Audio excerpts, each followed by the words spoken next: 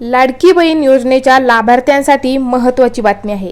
लाडकी बहीण योजनेत महिलांच्या खात्यात जानेवारी महिन्याचा हप्ता जमा झाला आहे।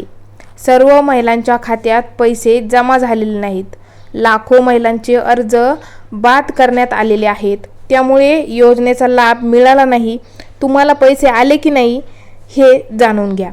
लाडकी बहीण योजनेत 86 लाख महिलांचे अर्ज बाद करण्यात आले आहेत। महिलांना ई-केवायसी करणं अनिवार्य करण्यात आलं होतं। दरम्यान जवळपास लाखो महिलांनी केवायसी केलेली नाही।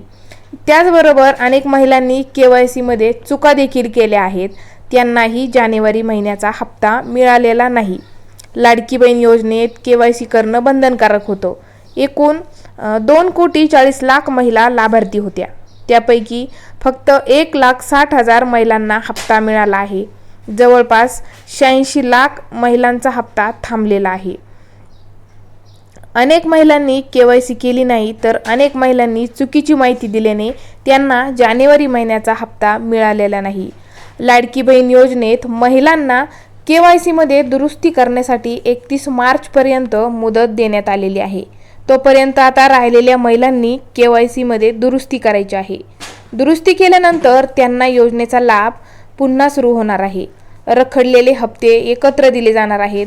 एप्रिल महिन्यात महिलांना सर्व रखडलेले हप्ते एकत्र मिळू शकतात।